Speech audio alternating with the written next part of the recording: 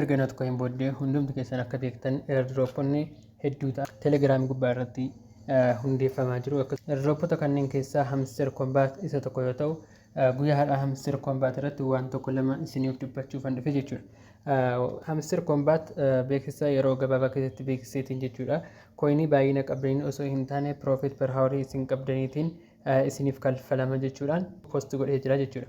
Profit per hour keessan bakka kana haalaan guddisuu qabdu jechuudha. Haga dandeessanitti hamma dandeessaniin baay'ee guddifachuu qabdu jechuudha. Kanaaf namoonni hundumti keessanii guyyaa har'aa wanti ani isinitti agarsiisuu dhufe jechuudha. Hamster kombaat akkamittiin akka jalqabdanii fi haga xumuraatti akkamittiin waalet konneektii akka gootanillee kan isinitti agarsiisu ta'a jechuudha. Amma akkaawuntii haaraa baneen akkamittiin akka hojjettan tokko tokkoon isinitti agarsiisaa jechuudha. Jalqaba gara telegiraamii keenya dhufuudhaan liinkii kana ni argattu jechuudha. Liinkii telegiraamii keenya kiyyaa teek kan jedhu keessa seenuudhaan liinkii kana argattu jechuudha. Erga liinkii kana argattanii yeroo tokkoof liinkii sanarratti ni tuqxu jechuudha.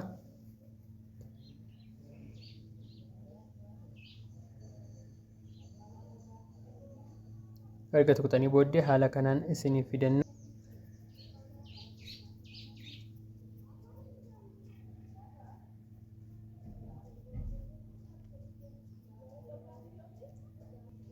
Kana booddee erga haala kanaatiin isiniif fide mallattoo xiyyaa bakka kana jirtu sana irratti ni tuqxu jechuudha. Kana booda haala kanaatiin yeroo inni isiniif fidu gara gadiitiin play kan jedhutu jira jechuudha. Play kan jedhu gara gadii kanaatiin kan jiru irratti yeroo tokkoof maal gootu irratti ni tuqxu. Kana booddee receive a gift kan jedhutu jira. Gift yookiin immoo sixoota koinii 5,000 isiniif laata jechuudha. Yeroo jalqaba liinkii kiyyaatiin seentan yeroo sana irratti tuquudhaan sixoota koinii 5,000 sana inni fudhattu jechuudha. Sana booddee ammas deebuudhaan bakkuma kana tuqxanii gara jalqabaatti gara fuulduraatti isin geessaa jechuudha. Kana booda haala kanaatiin yeroo isin dhuftan bakka kana close kan jedhu tuqxanii bira dabartu. Kana booddee bakka kana taap gochuudhaan koinii isiniif sassaabaa jechuudha. Kana booddee maal gootu isinii koinii keessan sassaabattanii erga xumurtanii booddee maayin bakka jedhu kana keessa dhufuudhaan profit per hour keessan bakkoota kana keessaatii maal gootu ni guddistu jechuudha. Amma fakkeenyaaf profit per hour keessan guddifachuudhaaf maal gootu bakka kana dhufuudhaan kana irratti yeroo tokkoof ni tuqxu jechuudha. Erga kana irratti tuqxanii booddee bakka kana dhuftanii ni tuqxu jechuudha.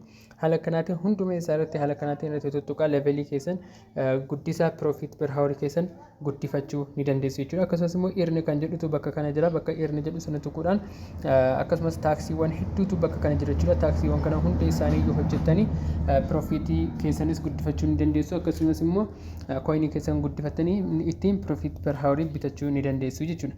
Kan biraammoo kan as jiru deelii riwaardiitu jira. Deelii riwaardii keessa seenuudhaan maal gootu koinii isiniif kenna jechuudha. Guyyaa guyyaatti guyyaas koo qabee hanga guyyaa 10tti 500 irraa qabee hamma miliyoona 5tti isiniif kenna jechuudha. Isin kana hundayyuu guyyaa guyyaatiin irra seentanii kileem gochuu hin dagatina isiniin jedha jechuudha. Kan biraan kan isinitti osoo hin agarsiisin hin dabarre maaltu jira? Bakka fuulduraa kanatti dhufuudhaan bakka exchange jechuun dhufuudhaan bakka kana ni dhuftu jechuudha. Choose exchange kan jedhutu jira bakka kana isa irratti yeroo tokkoof ni tuqxu jechuudha. Kana booddee erga haala kanaatiin tuqxanii wantoota kana hunda isiniif tarreessa jechuudha. Ani akka yaada kootti kana hunda keessaa osoo Binance irra osoo buufattan gaariidha isiniin jedha. Haala kanaatiin yeroo isin irra buufattan maal ta'a? Bakka kanatti good luck kan jedhu sana irratti ni tuqxu jechuudha. Sana booddee bakki kun maal ta'a? Binance kan jedhu irra isiniif bu'ee isiniif ta'a jechuudha. Amma akkuma argitan profit per houriin amma ittiin seene 0 ture garuu amma 80 ta'ee jira jechuudha. Kan biraa kan ani isinitti agarsiisu bakka airdrop jedhu ni dhuftu jechuudha. Bakka airdrop jedhu yeroo dhuftan wanta lamatu as jira jechuudha. Connect your Ton wallet kan jedhuu fi join telegram channel kan jedhutu jira. Join telegram channel kan jedhu irratti tuqxanii channel isaanii keessa seentanii maal gootu join erga gootanii booddee check ni gootu jechuudha. Ni lammaffaan maaltu jira? Connect your Ton wallet kan jedhu jira. Isa kana isinitti nan agarsiisa. Irratti yeroo tokkoof ni tuqxu jechuudha. Erga irratti tuqxanii booddee connect your Ton wallet kan jedhu ammas deebitanii irratti ni tuqxu jechuudha.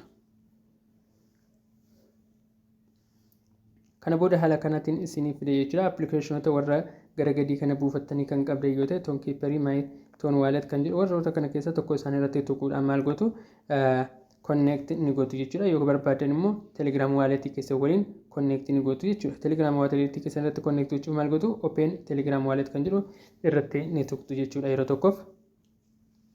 Kana booddee haala kanaatiin yoo isin gaafate I agree kan jedhu irratti tuqxanii booddee bakka kanatti continue ni gootu jechuudha. Kana booddee haala kanaatiin maal godha gara Telegram walletii keessan isin geessa jechuudha. Kana booda haala kanaatiin isiniif fida jechuudha. Isin kanaan dura connect gootanii waan kan hin beekneef maal jedha haala kanaatiin isiniif fida jechuudha. Maal gootu start exploring tone kan jedhu kanarratti ni tuqxu jechuudha. Kana booddee maal gootu backup via email kan jedhuu fi backup manually kan jedhu kana keessa tokko isaanii ni filattu. Email irratti yoo ta'e manually kan jedhu ta'es tokko isarratti filattanii maal gootu connect ni gootu jechuudha. Haala kanaatiin email keessan bakka kanarratti ni barreessitu jechuudha. Haala kanaatiin erga email keessanitti barreessanii kooddii isin gaafata. Kooddiin isin gaafatan email keessan irra deemtanii maal gootu koppii gootanii fidanii asirratti paste ni gootu jechuudha. Haala kanaan kooddii keessan fidanii irratti ni galchitu jechuudha. Erga haala kanaan kooddii keessan irratti galchitanii booddee ofii isaatii maal godha connect isiniif ni taasisa jechuudha. Kana booddee isin maal gootu view tone space kan jedhu irratti ni tuqxu jechuudha. Kana booddee haala kanaatiin isiniif fida jechuudha. Maal gootu connect wallet kan jedhu jira gara gadii kanaatiin connect wallet kan jedhu sanatti maal gootu irratti ni tuqxu jechuudha. Haala kanaatiin erga connect gootanii booddee back to hamster combat jedha isa tuqxu yeroo tokkoof sana booddee maal gootu duubatti ni deebitu jechuudha. Connect ta'ee kun haaluma argitan kanaatiin bakka connect jedhu sanatti mallattoo raayitii isiniif kaa'ee jira jechuudha. Haala kanaatiin maal gootu connect ni godhatu jechuudha. Guyyaa inni itti leessitamu yeroo dhiyoodha jechuudha. Yeroo gabaabaa keessatti jechuudha. Isas immoo akkamittiin akka gara waaletii keessanii dabarfattanii gara birriitti keessanitti jijjiirrachuudhaan akkamittiin akka gurgurachuu dandeessan viidiyoo isaa qabadhee kan isiniif dhufu ta'a. Like, share, subscribe gochuu hin dagatinaa. Nagaan naaf tura.